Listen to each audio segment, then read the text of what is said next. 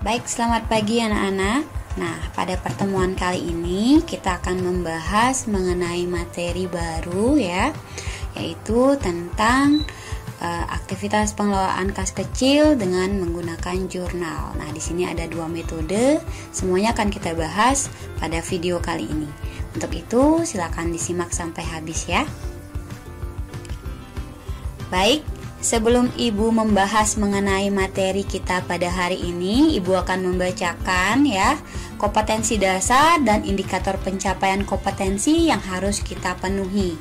Nah, adapun di antaranya yang pertama yaitu kompetensi dasar 3.13 menerapkan pelaporan aktivitas kas kecil, di mana indikatornya itu ada dua. Yang pertama yaitu menjelaskan metode pengelolaan kas kecil beserta dengan cara perhitungannya. Dan yang kedua adalah membandingkan pelaporan aktivitas kas kecil dalam jurnal dengan menggunakan metode impress dengan aktivitas kas kecil menggunakan metode fluktuasi. Nah, baik, untuk kompetensi dasar yang kedua itu ada kompetensi 4.13 yaitu melaporkan aktivitas kas kecil, di mana indikator pencapaian kompetensinya yaitu membuat pelaporan aktivitas kas kecil dalam jurnal dengan menggunakan metode impress dan metode fluktuasi. Nah, untuk itu adapun tujuan pembelajaran kita pada hari ini yaitu yang pertama menjelaskan metode pengelolaan kas kecil beserta dengan cara perhitungannya. Yang kedua, kalian dituntut untuk mampu membandingkan pelaporan aktivitas kas kecil dengan jurnal dengan menggunakan metode impress dan dengan menggunakan metode fluktuasi. Dan tujuan pembelajaran kita yang terakhir yaitu membuat pelaporan aktivitas kas kecil dalam jurnal dengan menggunakan metode impress dan metode fluktuasi. Nah, untuk itu kita akan bahas materi yang pertama yaitu mengenai apa sih itu kas kecil dan metode-metodenya. Untuk itu, selamat menyaksikan ya anak-anak. Nah, baik anak-anak. Jadi kita akan membahas mengenai akuntansi kas di sini. Untuk yang pertama, yang berkaitan dengan kas kecil tentunya. Nah, apa sih itu kas kecil? Kas kecil itu sering kita sebut dengan yang namanya petty cash. Nah, kalian pasti bingung kan? Apa sih bedanya kas dengan kas kecil? Apa itu kas kecil? Apa sih kegunaan kas kecil bagi perusahaan? Nah, di sini kalian tidak perlu lagi bingung karena kita akan membahas semuanya pada video kali ini. Ya, yang pertama mengenai pengertian kas kecil, kemudian selanjutnya kita akan membahas mengenai metode yang digunakan. Baik. Nah, yang pertama kita akan bahas apa sih itu kas. Ya, menurut Kamus Besar Bahasa Indonesia, kas itu adalah harta perusahaan yang berfungsi sebagai alat tukar dan dapat memberikan dasar bagi pemahaman akuntansi. Nah, kas di sini kita sebut sebagai kas bank karena kas bank ini merupakan bagian terbesar dari kas kecil yang akan kita bahas.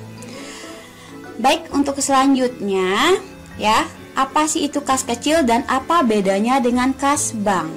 Nah, kas bank itu lebih kita prioritaskan dengan uang yang jumlahnya besar. Sedangkan kas kecil kita identifikasikan dengan kas yang jumlahnya atau relatif kecil ya. Nah, di sini kita akan membahas kas besar atau kas bank. Nah, di sini kita akan membahas ya perbedaan mengenai kas besar dengan kas kecil. Kas besar di sini maksudnya adalah kas bank itu sendiri ya. Nah, kas kecil merupakan bagian dari kas besar, di mana saya akan mengimplementasikan di sini berupa ilustrasi ya. Apa sih fungsi kas kecil? Nah, di sini dalam berangkas sebuah perusahaan terdapat uang 100 juta rupiah. Nah, bagian akuntansi di sini akan menagih biaya listrik sebesar 500.000. Kemudian ada juga biaya rental mobil sebesar 750.000. Nah, setiap transaksinya apakah perlu kita selalu membuka berangkas yang ada di dalam perusahaan? Apakah itu tidak berbahaya untuk kedepannya? Nah, untuk itulah kenapa kas kecil harus ada dalam sebuah perusahaan. Kita harus membentuk kas kecil. Tujuannya adalah untuk mempermudah pembayaran yang terjadi di dalam perusahaan.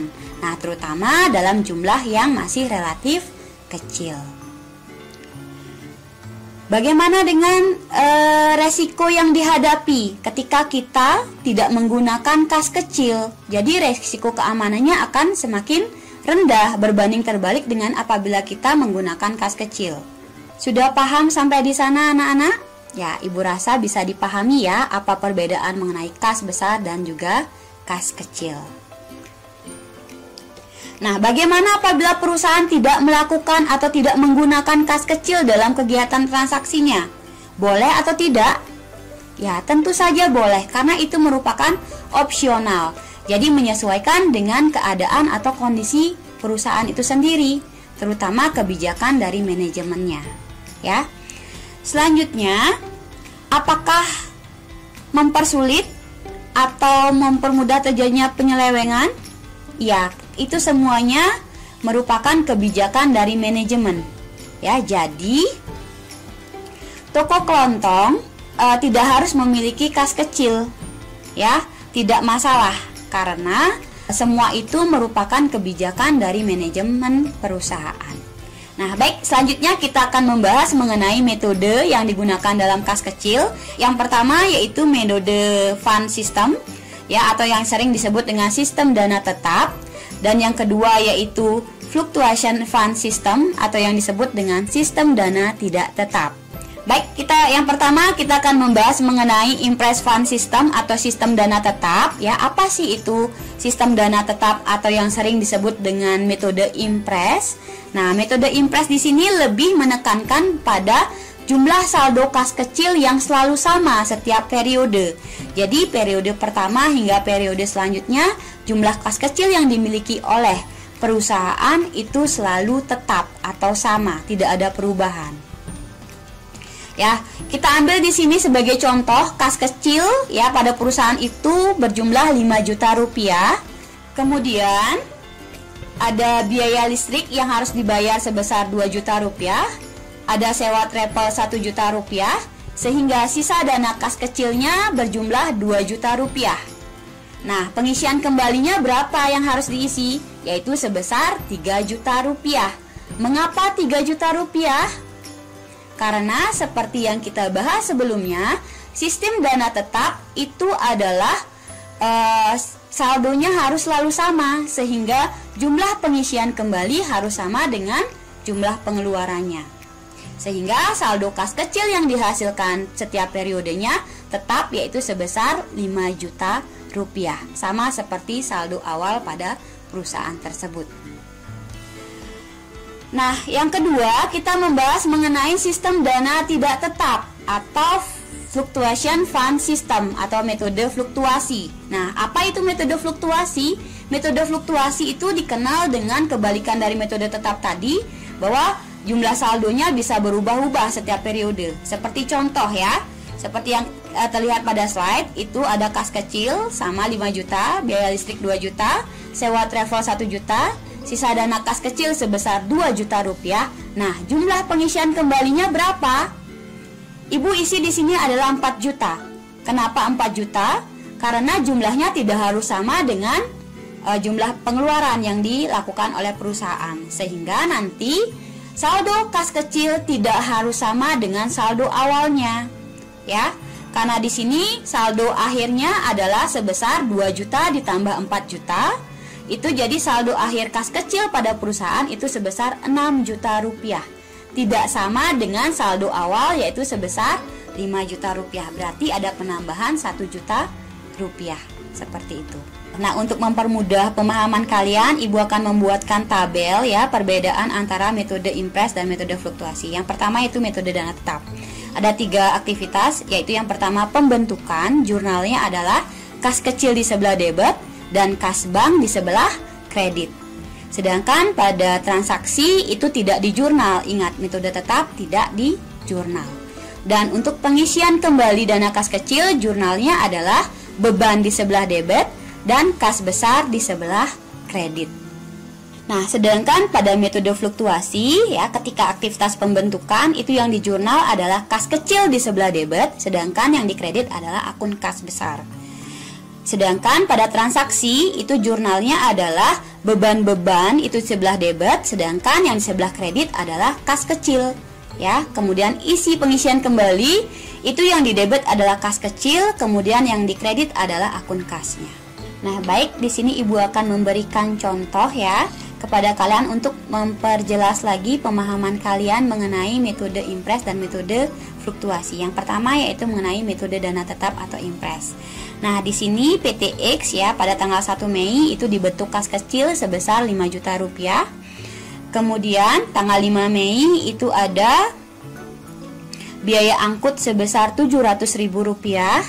Selanjutnya 10 Mei itu ada transaksi listrik yang harus dibayar sebesar 1.300.000 rupiah, dan tanggal 15 Mei itu ada biaya rapat sebesar 1.500.000 rupiah, dan selanjutnya tanggal 30 Mei itu ada pengisian kembali dana kas kecil sebesar 3.500.000 rupiah. Nah, di sini kenapa 3.500.000 rupiah? Kita perlihatkan lagi bahwa di sini kita membahas mengenai sistem dana tetap, sehingga saldo kas akhir nanti yang dihasilkan harus tetap sama dengan saldo awalnya, sehingga pengisian kembali di sini harus berdasarkan atau nilainya harus sama dengan jumlah pengeluaran, yaitu yang tertanggal 700 ditambah 1.300 ditambah 1.500, yaitu sebesar 3.500.000 rupiah. Nah, kita lanjut ke penjurnalannya. Yang pertama yaitu bentuk kas kecil. Yang di debit adalah kas kecil sebesar 5 juta, dan yang di kredit adalah kas bank yaitu sebesar 5 juta rupiah. Nah, pertanyaannya kenapa yang di kredit adalah kas besar dan yang di sebelah debit adalah kas kecil? Kita akan bahas di sini kenapa kas besar yang dikredit itu dikarenakan kas bank akan berkurang ketika terjadinya pembentukan dana kas kecil, sehingga mengurangi kas yang ada di bank sebesar 5 juta rupiah dan menambah kas kecil pada perusahaan sebesar 5 juta rupiah, sehingga kas kecil di debit dan kas besar di sebelah kredit. Selanjutnya untuk transaksi itu tetap tidak di jurnal. Ingat, pada metode dana tetap ya, transaksi atau pengeluaran yang terjadi pada perusahaan itu tidak di jurnal. Nah, di mana dia akan ditemukan yaitu pada pengisian kembali, di mana di sebelah debit itu adalah biaya-biaya yang dikeluarkan oleh perusahaan, dan yang di sebelah kredit adalah kas sebesar jumlah pengeluaran yaitu 3.500.000 rupiah.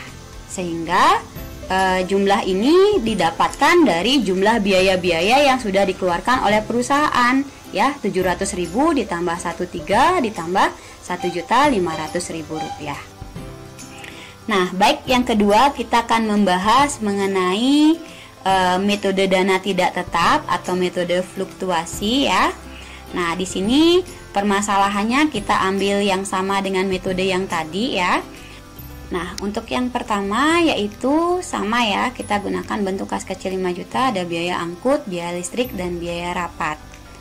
Nah, untuk penjurnalan pembentukan dana kas kecil pada metode ini sama dengan metode impres yang tadi ya, bahwa untuk pembentukan dana kas kecil sebesar 5 juta rupiah, akun yang di debit adalah kas kecil sebesar 5 juta, dan yang di kredit adalah kas bank atau kas besar yaitu sebesar 5 juta rupiah.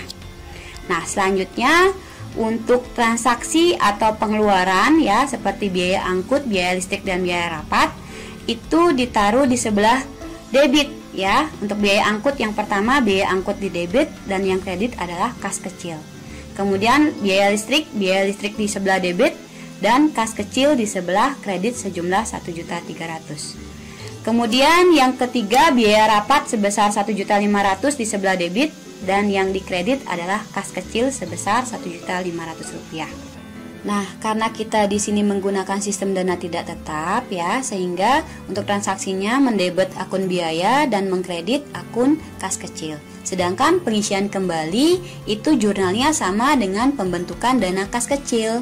Nah, kita ambil contoh di sini adalah ketika manajemen perusahaan memperkirakan bahwa pengeluaran yang akan dilakukan menggunakan dana kas kecil pada periode-periode selanjutnya itu akan semakin bertambah, sehingga mereka mencanangkan untuk menambah jumlah saldo dana kas kecil pada periode selanjutnya sebesar Rp1.000.000, sehingga pengisian kembalinya sejumlah Rp4.500.000, di mana jumlah pengeluaran adalah sebesar Rp3.500.000 ditambah dengan Rp1.000.000, sehingga jumlah pengisian kembali adalah Rp4.500.000. Nah, kita jurnal di mana di debit adalah kas kecil, kemudian yang di sebelah kredit adalah akun kas bank sebesar Rp4.500.000. Nah, baik, untuk lebih memperdalam lagi pemahaman kalian mengenai metode dana tetap dan metode dana tidak tetap, di sini Ibu akan memberikan contoh soal lagi ya.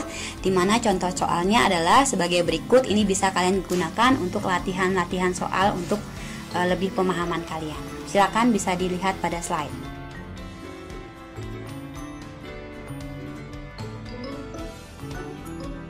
Baik ya, demikian pemaparan Ibu mengenai metode dana tetap dan metode dana tidak tetap. Di sini dapat Ibu simpulkan perbedaan dari kedua metode itu. Nah, metode yang pertama yaitu perbedaannya pada pembentukan dana kas kecil. Nah, pada metode impres di sini pembentukan dana kas kecil dibuatkan jurnal dengan mendebet akun kas kecil dan akun kas di sebelah kredit. Lalu bagaimana dengan pembentukan pada metode fluktuasi? Nah, pada metode fluktuasi di sini juga sama, ya, di mana pembentukan dana kas kecilnya itu dibuatkan jurnal dengan mendebet akun kas kecil dan mengkredit akun kas besar. Kenapa demikian? Karena ingat, pada saat pembentukan dana kas kecil, kas yang bertambah adalah kas kecil, sedangkan kas yang berkurang adalah kas yang ada di bank sebesar jumlah yang sudah ditentukan oleh perusahaan. Nah, baik, untuk perbedaan yang kedua yaitu ada pada pengeluarannya atau transaksi yang dilakukan oleh perusahaan, di mana pada metode impres itu pengeluaran yang dilakukan oleh kasir kas kecil tidak dibuatkan jurnal, ya, tidak dibuatkan jurnal atau tidak dicatat dalam jurnal. Sedangkan pada metode fluktuasi, pengeluaran atau transaksi yang dilakukan oleh perusahaan kasir kas kecil itu dibuatkan jurnal pencatatannya, di mana dengan mendebet akun biaya, ya, kemudian mengkredit akun kas kecil. Demikian selanjutnya. Untuk perbedaan yang ketiga itu pada pengisian kembali. Pada metode impres, pengisian kembali dana kas kecil adalah sejumlah dengan pengeluaran dana yang dilakukan. Misalnya, pada saat itu pengeluaran berjumlah Rp2.000.000, sehingga pengisian kembalinya juga sebesar Rp2.000.000. Berbeda dengan metode fluktuasi, pada metode fluktuasi pengisian kembali itu tidak sama dengan jumlah saldo awalnya, tetapi menyesuaikan dengan keadaan atau kondisi perusahaan. Apabila perusahaan mencadangkan periode selanjutnya dana kas kecil itu harus ditambahkan, sehingga pengisian kembalinya harus menambah jumlah saldo awalnya. Begitu juga sebaliknya. Nah, untuk perbedaan yang terakhir kita lihat pada saldo kas kecilnya. Pada metode impres, saldo kas kecil itu sama seperti semula, jadi tetap tidak ada perubahan sama sekali. Sedangkan pada metode impres, saldo kas kecil yang dihasilkan itu berubah-ubah, ya, atau berfluktuasi sesuai dengan kondisi atau keadaan dari perusahaan yang bersangkutan. Nah, demikian kesimpulan yang dapat Ibu sampaikan. Semoga dari pemaparan materi mengenai kas kecil dan metode dana kas kecil ini kalian bisa memahami dan bisa membuat jurnalnya sesuai apa yang sudah Ibu jelaskan tadi, ya. Nah, kemudian kalian juga bisa membuat latihan soal berdasarkan soal yang sudah Ibu share tadi untuk latihan soal kalian di rumah. Nah, demikian penjelasan dari Ibu. Ibu ucapkan terima kasih karena sudah menyaksikan video Ibu dari awal hingga akhir. Akhir kata Ibu ucapkan selamat pagi dan sampai bertemu lagi pada video-video selanjutnya. Terima kasih anak-anak sudah menyaksikan. Sampai bertemu lagi ya.